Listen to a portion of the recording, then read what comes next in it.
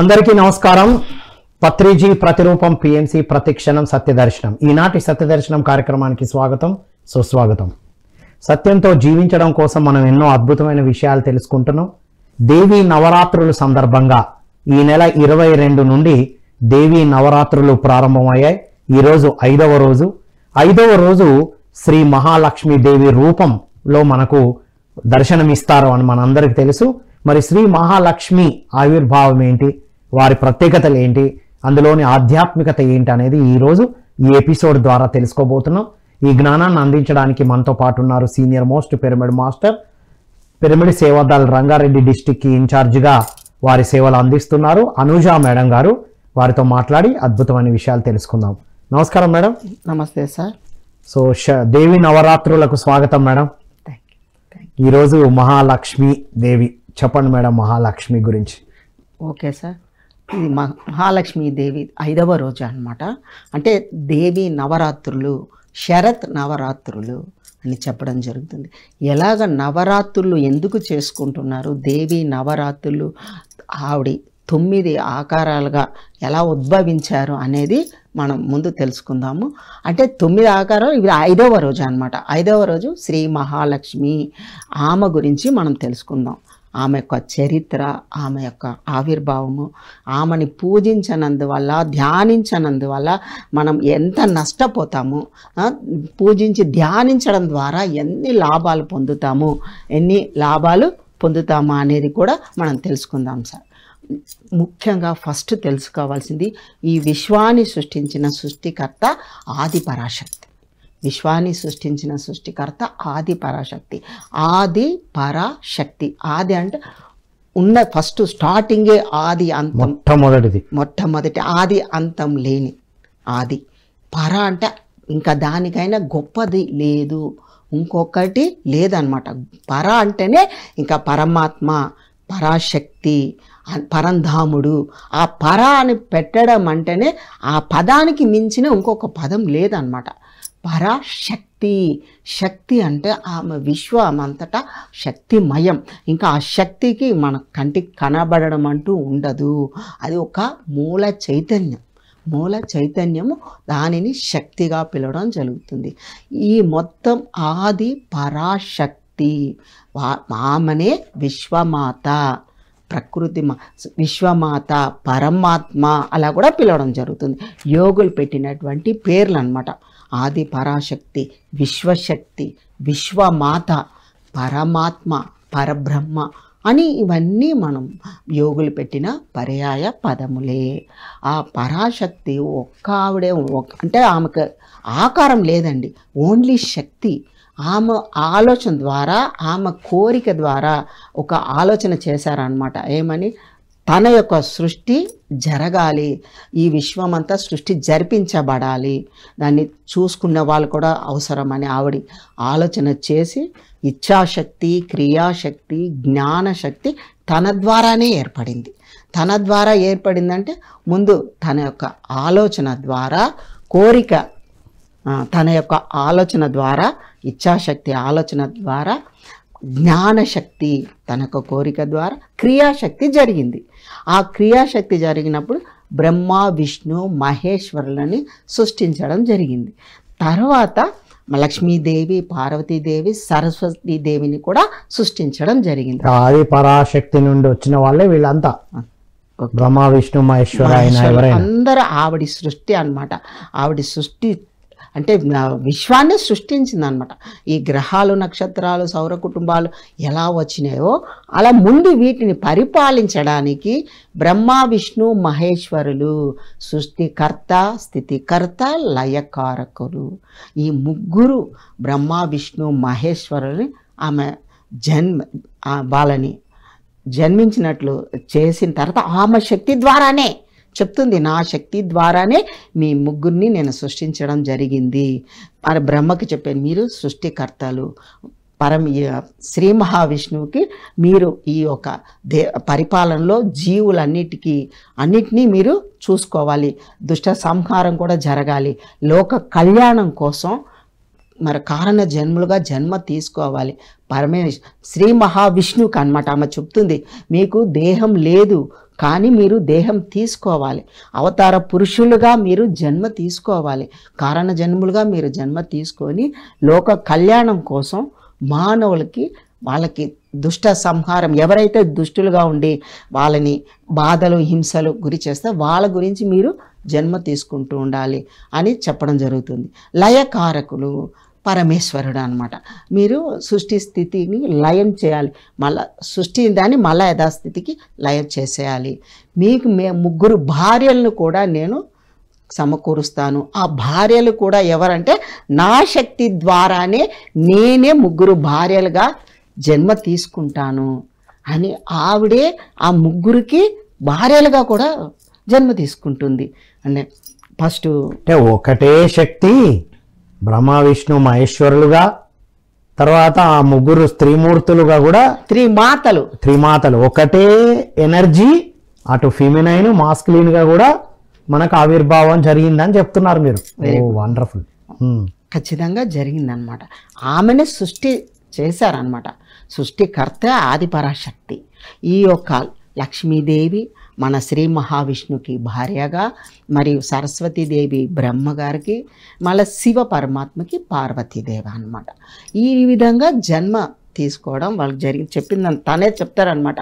నేను మీ భార్యలుగా ఎందుకు వస్తున్నానంటే శక్తి, విశ్వమంతా శక్తిమయం, ఆ శక్తి మీలో నింపబడుతుంది.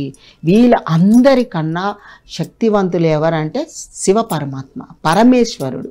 పరమేశ్వరికి చెప్తుంది, ఓ పరమేశ, నువ్వు 1000 సంవత్సరాలు నువ్వు తపస్సు చేస్తావు, తపస్సు చేసిన తర్వాత మొత్తం శక్తి నీలోనే నిక్షిప్తమవుతుంది, నీలోనే నిక్షిప్తమవుతుంది అని చెప్పడం చేస్తుంది అన్నమాట.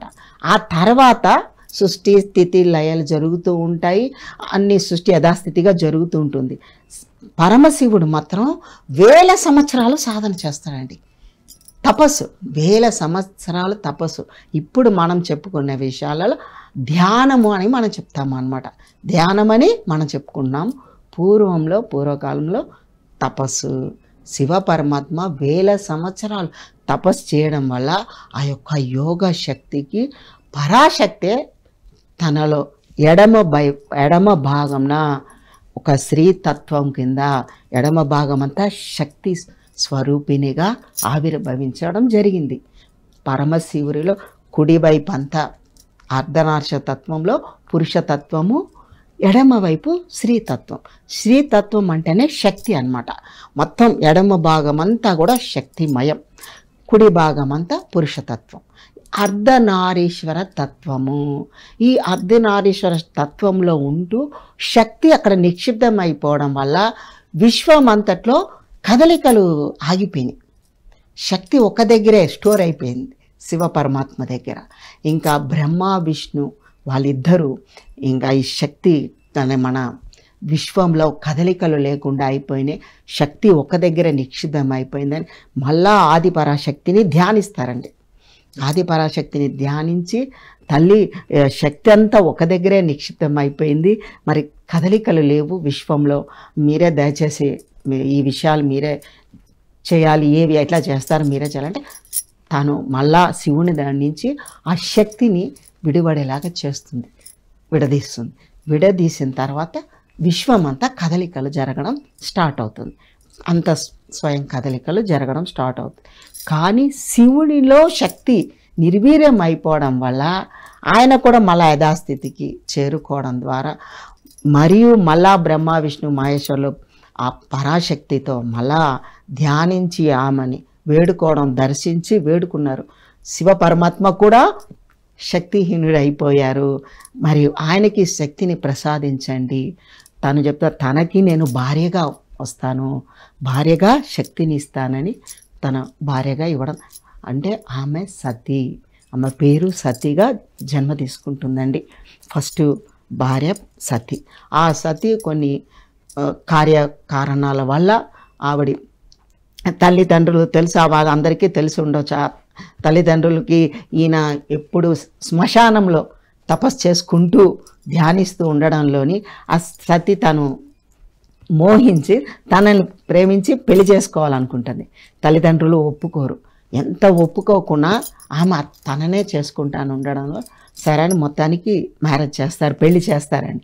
పెళ్లి చేసిన తర్వాత ఇంకా వీళ్ళు యజ్ఞాలు యాగాలు చేసుకుంటూ దేవతలని, దేవుళ్ళని, ఋషులని, మునులని అందరినీ ఆహ్వానిస్తారు. తండ్రి అందరిని ఆహ్వానిస్తూ అందరికీ రమ్మని చెప్పి పిలవడం చేస్తారు. కానీ తన కూతురిని సతిని అల్లుడిని మాత్రం పిలవడం అనమాట. పిలవకుండా వీళ్ళ వరకు బ్రహ్మాండంగా యజ్ఞాలు యాగాలు చేసుకోవడానికి ప్రయత్నాలు జరుగుతుంటాయి. ఈ విషయం తెలుసుకుంది నారద ముని ద్వారా. తను తెలుసుకుంటుంది సతి. తెలుసుకొని భర్త దగ్గర అడుగుతుంది, మా తండ్రి యజ్ఞం చేస్తున్నారు, మన ఇద్దరం వెళ్దాము అంటే. కానీ శివ పరమాత్మ పరమేశ్వరుడు ఒప్పుకోడు. పిలవని పేరంటానికి వెళ్ళరాదు సతీ, వెళ్ళకూడదు అంటే మా తండ్రి గారు చేస్తున్నప్పుడు నాకెందుకు మా పిలవాలి వాళ్ళు, నేను వాళ్ళ కూతుర్ని, వెళ్ళి తీరాల్సిందే, మీరు రాకుండా నేను వెళ్తాను అని నాకన్నా పర్మిషన్ ఇవ్వండి అని ఆమె వేడుకుంటుంది. సరే నీ ఇష్టం, నేను చెప్పేదైతే చెప్పాను, నువ్వు అక్కడ అవమాన పాలవుతావు అది కూడా చెప్తాడండి. అది కూడా చెప్పినా కూడా ఆమె ఒప్పుకోదన్నమాట.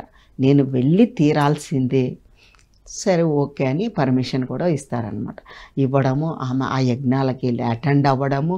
అక్కడ వచ్చిన వాళ్ళు యోగులు ఋషులు, అక్కడ వచ్చిన వాళ్ళంతా యోగులు ఋషులు అందరూ వచ్చారు. కానీ ఎవరు ఏమని పలకరించట్లేదు, ఎవరు పలకరించట్లేదు. తండ్రి గారు కూడా చూశారు, తండ్రి గారు కూడా పలకరించట్లేదు. తన తల్లిగారు తల్లి తన దగ్గరకు వచ్చి చూసి ఆనందంగా ఆమెని హట్ చేసుకొని ప్రేమగా పలకరించడం చేయడం అనమాట. పలకరించిన తర్వాత సరే కూర్చుందాం అని అనుకుంటే సమయంలో తండ్రి గారి దగ్గరకు వస్తారు. తండ్రి గారి దగ్గరకు వచ్చి చెప్పడం చేస్తారు. ఏమని చెప్తారు, సతీ నీవు ఎందుకు పిలవని పేరంటానికి వచ్చావు, నేను మిమ్మల్ని పిలిచానా, మిమ్మల్ని పిలవలేదు, నీవు పిలవని పేరంటానికి రాకూడదు కదా, మీ భర్త గారు ఏ స్థితిలో ఉన్నారో మాకు తెలుసు కనుక నీవు కూడా రాకూడదని అవమాన పాలు చేస్తారనమాట. అవమాన పాలు చేయడం వల్ల ఆవిడ హట్ అవ్వడం, బాధపడము, ఫీల్ అవ్వడము. ఇంకా అప్పుడు తనకు గుర్తొస్తుంది తన భర్త తనకి ఏమి చెప్పి పంపించారో, నువ్వు అక్కడ అవమాన పాలు అవుతావు అనేది ఆయన చెప్పడం చేసింది తనకు గుర్తొస్తుందండి. గుర్తొచ్చి నా భర్తకి అవమానించారు, నన్ను అందరి మధ్యలో అవమానించారని ఆవిడ ఫీల్ అయ్యి బాధపడి ఆ యజ్ఞగుండంలో తన శరీరాన్ని చాలించేస్తుంది. యజ్ఞగుండంలో తన శరీరాన్ని దూకేస్తుందండి, చాలించేస్తుంది అనమాట. ఇంకా ఈ విషయం తెలిసిన పరమేశ్వరుడు పరమశివుడు ఇంకా తన యొక్క మనోశక్తి కోల్పోవడము, అశాంతికి గురైపోవడము, నిర్వీర్యం అయిపోవడము. ఆ నిర్వీర్యం అయిపోయి ఇంకా అక్కడి నుంచి మాయమైపోయి ఎక్కడ ఉన్నారో ఎవరికి తెలియకుండా అయిపోయిందనమాట శివ పరమాత్మ. అంటే లయకారకుడు కదండి ఆయన, సృష్టి స్థితి లయకారకుడు. ఆ లయం అనేది విశ్వంలో జరగటం లేదనమాట. ఈ బ్రహ్మ విష్ణువు మళ్ళా ఆది పరాశక్తికి మళ్ళా ధ్యానించి ఆమెను దర్శించుకొని ఆ దర్శనం ద్వారా మళ్ళా పరమశివుడు పరమేశ్వరుడు మనకి కంటికి కనబడకుండా అయిపోయారు. ఆయన ఎక్కడో లయం అయిపోయారు. దయచేసి మీరు లయకారకుడు ఆయన మీకు శక్తిని ఇవ్వండి అని ఆది పరాశక్తికి వేడుకుంటారు.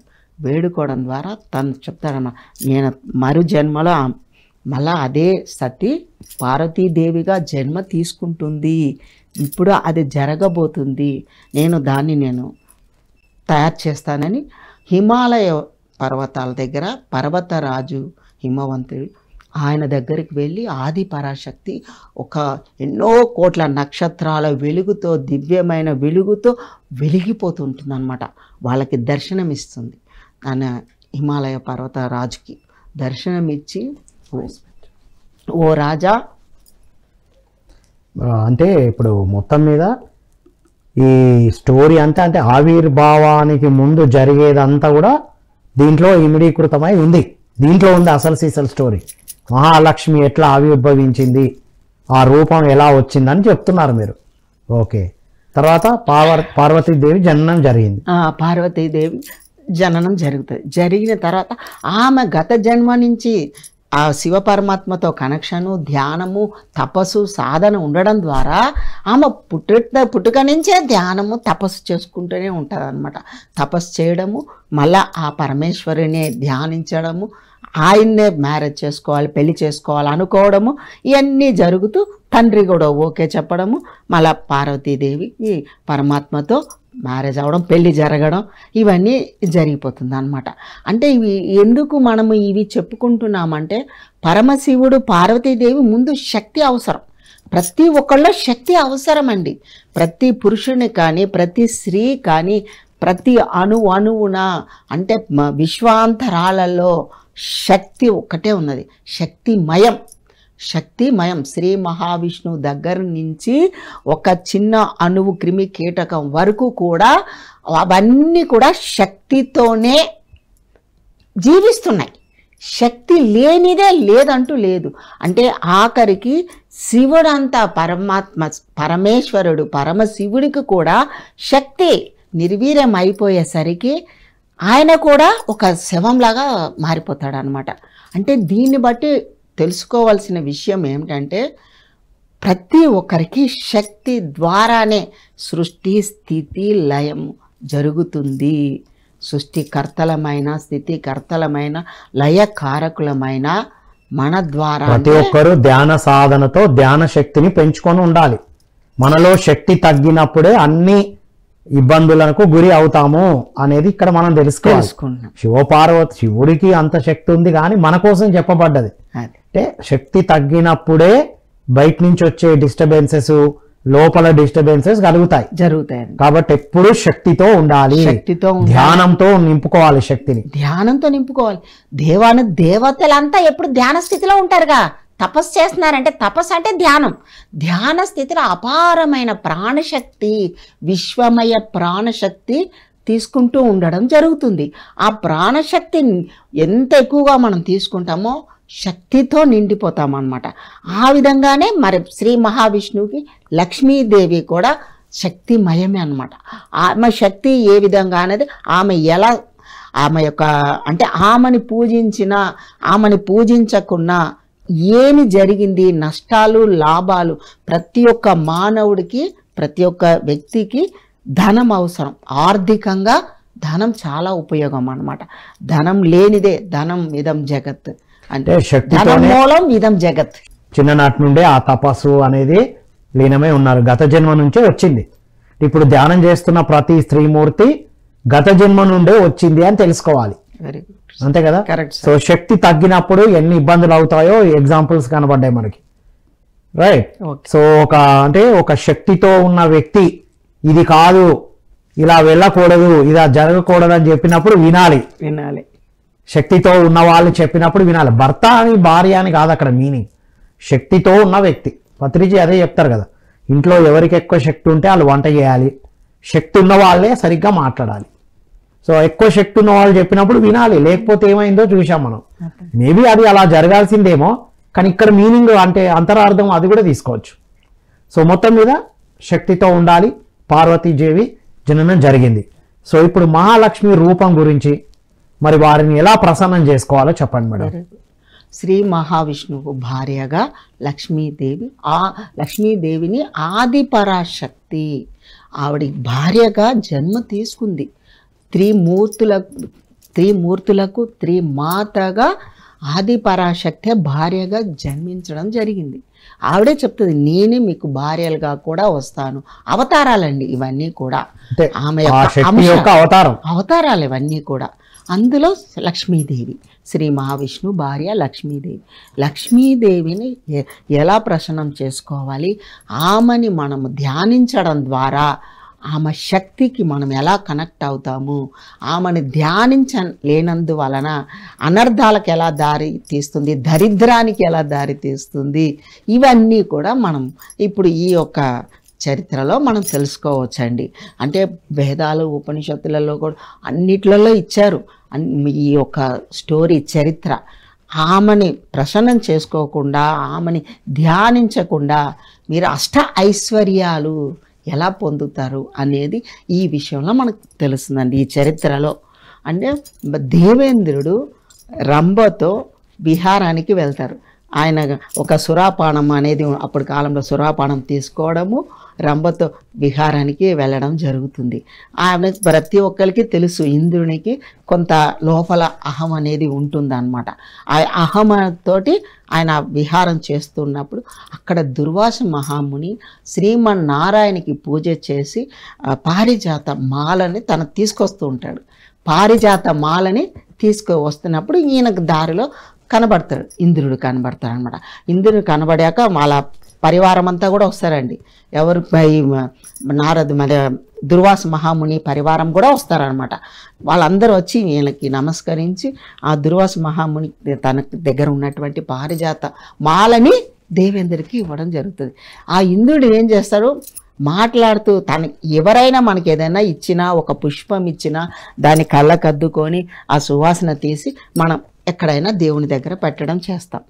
ఈయన ఏం చేసిండు, ఆయన కళ్ళకు అద్దుకోవడం కానీ అది సువాసన చూడడం కానీ ఏమీ చూడకుండా తన చేతులు ఇవ్వంగానే ఆ పుష్పమాలని అట్లా ఇసురుతాడండి. ఇసురుతా అంటే ఐరావతం మీదకి ఇసురుతాడు. ఐరావతం మీదకి ఇసురుతాడు. ఆ ఐరావతం మీద ఆ మాల ధరిస్తుంది. మెడలో మాల ధరించడంలోని అపారమైన శక్తి పొందుతుంది ఐరావతం. అపారమైన శక్తి పొంది అక్కడి నుంచి మాయమైపోతుంది, ఐరావతంలో మాయమైపోతుంది. ఇంకా ఈ దుర్వాస ముని చూసి, నీకు ఇంత అహంకారమా, శ్రీమన్నారాయణ దగ్గర పాదాల దగ్గర నుంచి ఉన్న నీ పుష్పమాల నీకు తెచ్చి ఇస్తే నువ్వు ఇంత అశ్రద్ధగా అహంతో విసరడం ద్వారా ఆ యొక్క ఐరావతము దాన్ని తీసుకోవడము మెల్ల మాలగా ధరించి లోపల భావన ఫీలింగ్ ఇంపార్టెంట్ సార్. అక్కడ ఆయన ఇంద్రుడు తన లోపల భావన ఫీలింగ్ ఏమీ లేదనమాట. ఎవరు ఏది ఇచ్చినా ఒక ప్రేమగా మనం తీసుకున్నప్పుడు అక్కడ భావన ఉంటుందన్నమాట. అదే కొంతమంది ఏదైనా ఇచ్చినప్పుడు లోపల తిట్టుకుంటూ తీసుకున్నారనుకో, అది నెగటివ్ అనేది. ఇది పాజిటివ్ నెగటివ్ ఎనర్జీలకి మనం చెప్పుకోవలసిన విషయాలన్నమాట. ఎంత పెద్ద దేవతలైనా ఇంద్రుడు కూడా మరి ఆయన స్వర్గానికే దేవేంద్రుడు అని అందరికీ తెలుసు. అందరికీ దేవతలకు రాజు. అటువంటి అతను భావన లేనందువలన ఆయన కోల్పోతుంటాడండి. ఎన్నో విషయాల్లో కోల్పోతాడు. ఇక్కడ ఐరావతానికి దొరికింది ఆ యొక్క గొప్పతనం. ఇప్పుడు దుర్వాస మహాముని ఆయనకి చెప్పడం చేస్తారనమాట. నీ యొక్క అహం వల్ల నువ్వు ఐశ్వర్యాన్ని పోగొట్టుకున్నావు, నీ యొక్క అష్ట ఐశ్వర్యాలని పోగొట్టుకున్నావు, శ్రీ మహాలక్ష్మినే నువ్వు పోగొట్టుకున్నావు అని చెప్పేసి ఆయన శాపం పెట్టేసి వెళ్ళిపోతాడు. నువ్వు ఐశ్వర్యాలు పోగొట్టుకోవాలి అని పోగొట్టుకోనుగాక అని చెప్పి వెళ్ళిపోతాడు అక్కడి నుంచి. ఇంకా ఈయన అప్పుడు తెలుసుకుంటాడనమాట. అప్పుడు ఫీల్ అవుతాడు, బాధపడతాడు. అరే, నేను నా లోపల నా అహం ద్వారా నేను ఒక లక్ష్మిని అష్ట ఐశ్వర్యాలని కూడా పోగొట్టుకున్నాను. ఆయన శాపం ఇచ్చి మరీ వెళ్ళిపోయాడు. ఇంక నేనేం చేయాలి, ఎట్లా చేయాలని ఆ దుర్వాస మహాముని కాలు పట్టుకుంటాడండి. ఆయన కాలు పట్టుకొని పాదాలు పట్టుకొని వేడుకుంటాడనమాట. వేడుకుంటే నాకు మీరు శాపం ఇచ్చారు, శాప విమోచనం పొందాలి, నేను పొందాలంటే నేనేం చేయాలి, మీరే నాకు సెలవు ఇప్పించండి అని అడిగితే అప్పుడు ఆయన చెప్తారనమాట, బ్రహ్మకి మీరు ధ్యానించండి, ఆయన ప్రసన్నం చేసుకోండి, ఆయన మీకు అన్నీ చెప్తారు, ఆయన సృష్టికర్త కదా. అట్లా అని చెప్పడం ద్వారా ఈయన మళ్ళా ధ్యానిస్తాడనమాట. తపస్సు చేసి ఇంద్రుడు మన బ్రహ్మగారిని దర్శించుకొని బ్రహ్మగారు దర్శనమిచ్చి అడుగుతారనమాట, ఏంటి నీ కోరిక అని అడిగితే ఇదంతా వృత్తాంతం అంతా చెప్తారనమాట. చెప్పి ఇలా జరిగింది అని. అట్లయితే శ్రీ మహావిష్ణువు యొక్క భార్య లక్ష్మీదేవి. శ్రీ మహావిష్ణువు ముందు నువ్వు ధ్యానించాలి. నీ లక్ష్మిని నువ్వు పూజించినా ఆమె యొక్క ఐశ్వర్యాలని నువ్వు పొందాలంటే ముందు ఎవరిని పూజించాలి, ఎవరిని ధ్యానించాలి? శ్రీ మహావిష్ణువును ధ్యానించాలి. ముందు శ్రీ మహావిష్ణువుని ధ్యానించు అని బ్రహ్మగారు చెప్పడం ద్వారా బ్రహ్మ ఇంద్రుడు ఇద్దరు ధ్యానిస్తారండి, తపస్సు చేస్తారు. తపస్సు చేస్తే శ్రీ మహావిష్ణువు దర్శనమిస్తారు. దర్శనమిచ్చి అడగడం చేస్తారు, మీరు ఏంటి మీ కోరిక అంటే అప్పుడు ఇద్దరు చెప్తారనమాట. బ్రహ్మగారు చెప్తారు, ఇంద్రుడు కూడా చెప్తారు. ఈ స్టోరీ అంతా ఈ విధంగా జరిగింది, నా అహం వల్ల నేను అజ్ఞానంతో ఇలా చేయడం జరిగింది, నా పాప పరిహారం చేసుకోవాలి, ప్రాయశ్చిత్తం పశ్చాత్తాపం. ఎక్కడైనా చూడండి, దేవతలైనా కర్మ అనేది ఏది ఉన్నా అది సత్కర్మైన దుష్కరమైన పాప ఫలము పరిహారము పశ్చాత్తాపము చెందే తీరాలి ఎవరమైనా అన్నమాట. కనుక ఆయన కూడా అక్కడ పాప పరిహారం చేసుకోవడానికి పశ్చాత్తాపం చెంది ఆ శ్రీమన్నారాయణని వేడుకుంటారనమాట.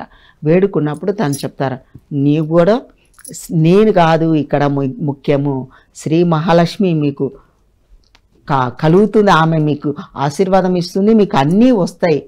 కానీ శివుణ్ణి కూడా మీరు ధ్యానించాలి, శివుని కూడా నువ్వు ధ్యానించాలి, ఆ లయకారకుడు కాబట్టి ఆయన్ని కూడా మీరు ధ్యానించండి అని చెప్పడం ద్వారా ఇంకా ముగ్గురు ధ్యానిస్తారు. తపస్సు చేసి శివ పరమాత్మ కూడా ప్రత్యక్షమవుతారు. ప్రత్యక్షమైన తర్వాత అడుగుతారనమాట, ఏంటండి ఏంటి మీ కోరిక అంటే అప్పుడు చెప్పడం చేస్తారనమాట. ఇవన్నీ జరిగినవన్నీ చెప్పడం ద్వారా వాళ్ళ శ్రీ మహావిష్ణువు కూడా చెప్పడం చేస్తారు. తను శ్రీ మహావిష్ణువు ఏం చెప్తారంటే, మీరు పాలకడలిలో ఐరావత్ అని అంటే మన ఏమంటారు ఒక వృక్షాన్ని తీసుకొచ్చి పెడతారు చూడండి, ఆ వృక్షము వాసుకి నాగేంద్రుని వాసుకిని కూడా ఐరావతము ఐరావతం కలశము ఒక మధ్యలో చిలకడానికి పాల సముద్రంలో చిలకడానికి తీసుకొచ్చి ఒక వృక్షం లాంటిది పెడతారనమాట. ఆ వృక్షాన్ని పెట్టి దానికి వాసుకిని చుట్టి మదనం చేయాలన్నమాట. ఎందుకు చేయడం జరుగుతుందంటే ఈయన అష్టైశ్వర్యాలన్నీ కోల్పోయాడు ఇంద్రుడు. అక్కడ అష్టైశ్వర్య కోల్పోయేసరికి రాక్షసులందరూ వీళ్ళ మీదకి వచ్చేస్తారండి. నెగిటివ్ ఎనర్జీ వచ్చేస్తుంది, పాజిటివ్ ఎనర్జీ వెళ్ళిపోయింది. అహంకారం ఉంటుందో అక్కడ ఉన్న శక్తి వెళ్ళిపోతుంది, నెగటివ్ శక్తులకు స్థావరం ఏర్పాటు చేసుకున్నట్టు అయిపోయింది. అది ఇప్పుడు ఎవరికైనా అదే జరుగుతుంది కదా, ఎంత స్థాయిలోనైనా. ఓకే, ఐశ్వర్యాలన్నీ వెళ్ళిపోయేసరికి ఈ దేవతల నుంచి వెళ్ళిపోవడం, దేవతలు కూడా వెళ్ళిపోయారు. రాక్షసులు వీళ్ళ వెంటబడి అన్నిటినీ ధ్వంసం చేసేసి వినాశనం చేసేసి ఇద్దరికి యుద్ధాలు జరుగుతూ ఉంటాయన్నమాట. ఈ యుద్ధాలలోనే దేవేంద్రుడు వేడుకుంటాడనమాట, నా పరిస్థితి ఇలా అయిపోయింది, దేవతలు కూడా వెళ్ళిపోయారు, రాక్షసులకి దేవతలకి యుద్ధాలు జరుగుతున్నాయండి. జరిగినప్పుడు ప్రార్థిస్తారనమాట. ప్రార్థించినప్పుడు శ్రీ మహావిష్ణువు చెప్పడం చేస్తారనమాట, ఏమని, పాలకడలిలో ఆ యొక్క వృక్షాన్ని పెట్టి వాసుకిని చుట్టి మీరు మదనం చేయడం ద్వారా ఒక పక్క రాక్షసులు ఒక పక్క దేవతలు మీరు మదనం చేయండి. చేసినప్పుడు మీకు అందులో నుంచి కొన్ని వస్తువులు వస్తాయి. కొన్ని వస్తువులు వచ్చినప్పుడు వాటి అన్నిటికీ మీరు ఆశపడ్డము కోరికతో అన్నిటినీ తీసుకోవడం చెయ్యకండి. ఏవే వస్తున్నాయో మీరు చూస్తూ ఉండండి. మీకు ఏది అందాలో ఏది ఇవ్వాలో నేను చూసుకుంటాను, నేను చెప్తాను. మీకు వచ్చిన వస్తువులన్నిటికీ ఆశపడకండి, వాటి వెంట పరిగెత్తకండి అని శ్రీ మహావిష్ణువు ఇవన్నీ చెప్పడం చేస్తారనమాట. చెప్పినప్పుడు ఓకే అని ఒక పక్క రాక్షసులు ఒక పక్క దేవతలు పాలకడలిని సముద్రాన్ని మదనం చేస్తారు. ఆ మదనం చేసినప్పుడు ఫస్ట్ వచ్చేదే విషం, ఫస్ట్ వచ్చేదే హాలాహలం వచ్చినప్పుడు శ్రీ మహావిష్ణువుకి వీళ్ళు చెప్తారన్నమాట, దేవేంద్రుడికి మీరు పరమశివుణ్ణి వేడుకోండి. ఆ యొక్క అన్ని కాలకూట విషం రావడంతో రాక్షసులు ఒక పక్క పరిగెడతారు, దేవతలు ఒక పక్క పరిగెడతారు. దీన్ని వదిలేసి మనకి ఏదో గొప్ప గొప్ప వస్తువులు వస్తాయి అనుకుంటే కాలకూట విషయం వచ్చేసింది అనేసి వీళ్ళందరూ వదిలేసి పరిగెత్తడం చేయడం చేస్తే శ్రీ మహావిష్ణువు మీరు ఎక్కడికి వెళ్ళని అవసరం లేదు, మీరు ఆగండి, శివ పరమేశ్వరుడిని ధ్యానించండి, ఆయన ద్వారా అన్నీ సాల్వ్ అయిపోతాయి చెప్పడం ద్వారా ఆయన్ని ధ్యానించి పరమేశ్వరుడు ప్రత్యక్షమైన తర్వాత ఆయన చెప్పడం చేస్తారండి, మీకు నేను అన్నీ మీకు ఇస్తాను, ఈ కాలకూట విషయాన్ని నేనే తీసుకుంటాను, ఆ కాలకూట విషయాన్ని నేనే త్రాగుతాను అనేసి ఆయన ఆ కాలకూట విషయాన్ని తీసుకొని తన కంఠంలోనే ఉంచుకుంటాడు. అంటే మన భౌతిక శరీరంలోకి వెళ్ళనీయకుండా, భౌతిక శరీరంలోకి వెళ్తే శరీరం అంతా స్మాష్ అయిపోయి కాలకూట విషంతో భౌతిక శరీరం అస్తవ్యస్తం అయిపోతుంది. కనుక పైకి ఊర్ధముఖంగా కూడా పంపలేదన్నమాట. ఈ జ్ఞానేంద్రియాల పైకి వెళ్ళినా కూడా మన శరీరాలు మనకి అనారోగ్యం పాలైపోతాయి అన్నమాట. కనుక ఆయన కంఠం దగ్గరే ఉంచుతాడు. ఇటు అధమలోకానికి పంపలేదు, ఊర్ధ్వలోకానికి పంపకుండా తన కంఠంలో నిక్షిప్తం చేసుకుంటాడు కాలకూట విషాన్ని. శ్రీ మహావిష్ణు ఏం చెప్తారంటే, మీరు ఇంకా మదనం చెయ్యండి, దేనికి భయపడకండి, నేను ఇక్కడే ఉన్నాను, నేను అన్నీ చూసుకుంటాను అని శ్రీ మహావిష్ణువు చెప్పడం ద్వారా మళ్ళా రాక్షసులు దేవతలు రావడము, మళ్ళా మదనం చేయడము, పాల సముద్రాన్ని మదనం చేయడము, తర్వాత అన్ని వస్తువులు వస్తుంటాయి. ఒక్కొక్కటి ఐరావతము, కామధేనువు, కల్పవృక్షము, ఇవన్నీ వస్తుంటాయి. ఇవన్నీ వచ్చిన శ్రీ మహావిష్ణువుకి దేనికి ఏది తీసుకోమని సైగలు చేయలేదన్నమాట. అవన్నీ ఒకటి వస్తున్నాయి. వచ్చినప్పుడు అన్నీ వెళ్ళిపోవడం చివరికి లక్ష్మీదేవి వస్తుందన్నమాట. లక్ష్మీదేవి ఆవిర్భవించడము, ఆ లక్ష్మీదేవిని శ్రీమన్నారాయణ చూడడము, ఆమె ఇద్దరు ఇష్టపడము, తర్వాత ఆ విషయాలన్నమాట. ఇక్కడ ఏం జరుగుతుంది, లక్ష్మీదేవి రావడం ద్వారా ఈయనకి అష్టైశ్వర్యాలు స్టార్ట్ అయిపోతాయి అన్నమాట. అంటే ఆమె కూడా ప్రసన్నం చేసుకున్నారు. ఎట్లా ప్రసన్నం చేసుకున్నారు, తన లోపల తన తప్పు తెలుసుకొని, అహం ద్వారా జరిగినవి ఇవంతా కూడా తను తెలుసుకొని పాప ప్రక్షాళన చేసుకోవడం ద్వారా పాప పరిహారం చేసుకొని ప్రాయశ్చిత్తం చేసుకున్నాడు, హృదయపూర్వకంగా చేసుకున్నాడు. ధ్యానంలో తపస్సు అనేవాళ్ళు కదండి ముందు కాలంలో. ధ్యానంలో మనం కూడా ప్రతి ఒక్కరం ఏది తప్పు చేసినా, ఏది తెలుసో తెలియక ఎవరమైనా చేస్తామండి, తప్పులు చేస్తారు, ఎవరేమైనా తప్పులు చేస్తాం. చేసిన తప్పు మరి ఒకసారి చెయ్యకుండా, ఇప్పుడు ఎంతోమంది చేసిన తప్పులు మళ్ళా చేస్తూ ఉంటారండి. అలాగా చేయకుండా, ఓకే, చేసిన తప్పులు చేయకుండా అంటే ముఖ్యంగా ఇక్కడ మేడం అహంకారం వల్ల ఏదైతే మిస్టేక్ జరిగిందో దాన్ని ఒప్పుకొని దానికి పరిహారంగా ఏం చేయాలి అని విన్నవించుకున్నప్పుడు వారు చెప్పినవన్నీ తూచా తప్పకుండా ఆచరించారు. రైట్. మనం ఏదైనా ఇప్పుడు ధ్యాన సాధన చేస్తున్నప్పుడు ఫస్ట్ నొప్పులు, బాధలు, కర్మ ప్రక్షాళన, అందులో దగ్ధం అయ్యే దాంట్లో భాగంగా ఎన్నో జరుగుతూ ఉంటాయి. అలా చేస్తూ ఉండగా హాయిగా ప్రశాంతంగా వైభోగం వస్తుంది. తర్వాత వైభోగం. కాబట్టి ఏదైనా మన ద్వారా మిస్టేక్ జరిగినా ఒప్పుకొని ప్రక్షాళన కోసం ఏం చేయబడాలో అది చేయాలి హృదయపూర్వకంగా. మన లోపల నుంచి రావాలండి. మనం పాప ప్రక్షాళన చేసుకోవాలంటే, పాప పరిహారం చేసుకోవాలంటే హృదయం నుంచి మనం చెప్పుకోవాలి. తెలిసి తెలియక ఈ జన్మలో కానీ గత జన్మలో అని మన ధ్యానంలో కూర్చొని చెప్పుకుంటామండి. అదేవిధంగా ఆయన ఇంద్రుడు కూడా, దేవేంద్రుడు కూడా తను చెప్పుకున్నాడు, తన మనసులో చెప్పుకున్నాడు. ఈ యొక్క భావన సృష్టిలోకి వెళ్ళిపోయింది, శ్రీ మహావిష్ణువుకి అందిందండి. ఆయన ప్రత్యక్షం అయిపోయాడు, దర్శనం ఇచ్చాడు. చూసారా ఎంత పాజిటివ్ ఎనర్జీ అనేది, మన భావన అనేది ఎట్లా పనిచేస్తుందో. దేవతలను కూడా మన దగ్గర మన ముందు నిల్చుంటారు వాళ్ళు. యద్భావం తద్భవతి అని విన్నాం కదా, మన భావాలే దాన్ని క్రియేట్ చేస్తుంది. శ్రీ మహావిష్ణువుని దర్శించుకున్న, దర్శనం ఇచ్చే ఆయన ఈ విషయాలన్నీ తెలిసి దాని ప్రక్షాళన, పాప పరిహారం ఎలా జరగాలో రెమెడీ అంతా కూడా చెప్పాడండి ఆయన. శ్రీ మహావిష్ణువు చెప్పడం ద్వారా ఈ లోక కళ్యాణం కోసం జరిగిన విషయాలు శ్రీ మహాలక్ష్మి మళ్ళా రావడము, ఆవిర్భవించడము. ఎందుకనండి, ఇప్పుడు మీ అష్ట ఐశ్వర్యాలు మన దగ్గర ఉన్నప్పుడు, ఇప్పుడు ఉదాహరణకి ఒక మాట చెప్తాను, ఎవరైనా సరే కార్లు తీసుకెళ్తారండి, కొత్త కార్లు మన గుడి దగ్గరికి వెళ్తారు, పంతుల దగ్గరికి వెళ్ళి పూజలు చేపిస్తారండి. పూజలు చేయించిన తర్వాత ఆ దేవుడి దగ్గర పెట్టిన పూల మాల ఆ పంతులు మన దగ్గరకు తెచ్చిస్తారు. ఇచ్చినప్పుడు చాలామంది కార్లు కొన్న తర్వాత ఈ పూల మాల తీసుకెళ్ళి కార్కు వేస్తారు. దేవుని దగ్గర అది ఎంత పవిత్రమైనది. ఆ పూజ చేసిన పూలమాల మీ చేతికి ఇచ్చారంటే ఏం చేయాలి, ఆ పూలమాలని మనం తీసుకొని కళ్ళకు అద్దుకొని మన దగ్గర పెట్టుకోవాలి ఎక్కడో ఒక పక్కన. కానీ ఒక వస్తువుకి, కారుకి తీసుకెళ్ళి వేసేస్తారు. ఆ శక్తి, ఆ పవర్ అంతా దేనికి వెళ్తుంది, ఆ కారుకి వెళ్తుంది. అంటే ఇప్పుడు ఇది మనం ధ్యానం చేయకముందు ఇవన్నీ ఓకే మేడం, ధ్యానం తర్వాత ఆ పూలల్లో కూడా ఆత్మ ఉంది, అది కూడా ప్రకృతి అని తెలుసుకున్న తర్వాత మరి ఇప్పుడు ఇదంతా జరిగిన విషయం ధ్యానం లేకముందు ఇవన్నీ ఓకే మేడం. ఇది భావన అనేది ధ్యానం చేసినా చెయ్యకుండా ఉన్నది. ధ్యాన సాధకులు ఏం చేయాలి, దీన్ని అంతా ఎట్లా తీసుకోవాలి? ఇందులో భావన అనేది సార్ చాలా చాలా ఇంపార్టెంట్. భావన ధ్యానం చేసినా చెయ్యకుండా లోపల మనలో ఎటువంటి భావన ఉంది, పాజిటివ్ థింకింగ్ ఉందా, నెగటివ్ థింకింగ్ ఉందా, సద్భావన ఉందా, చేయకూడని భావన ఉందా, మన ఆలోచనలు, మన కోరికలు, మన ఊహలు ఏ విధంగా ఉన్నామనేది భావనతోటే మనకు అన్నీ జరుగుతాయండి.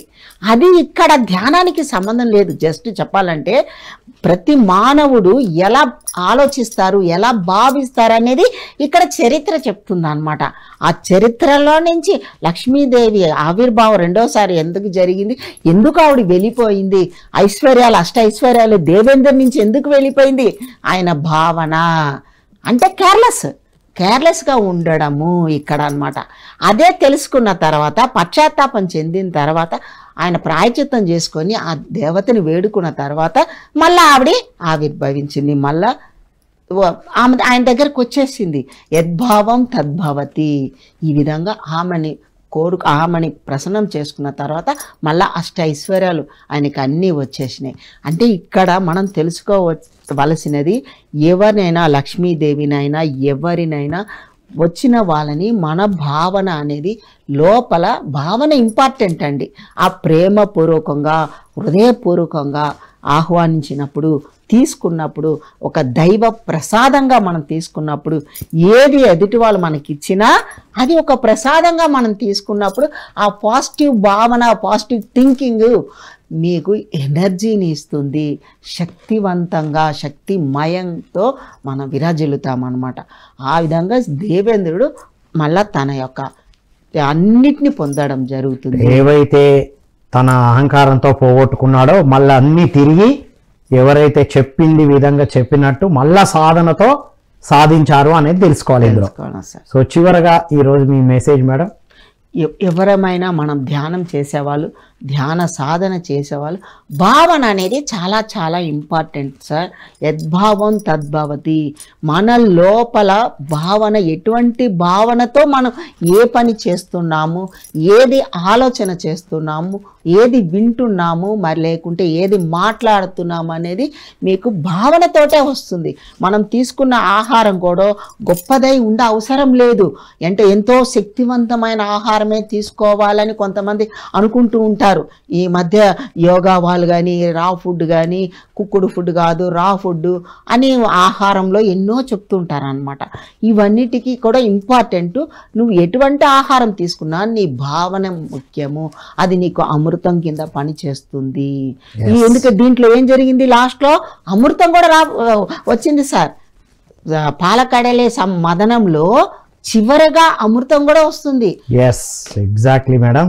సో మొత్తం మీద యద్భావం అంటే భావాలు సరి అయిన క్వాలిటీస్ ఎలా ఉంచుకోవాలి, శక్తివంతంగా ఎలా ఉండాలనేదే మహాలక్ష్మి అంటే మహాశక్తి అని అర్థమైంది.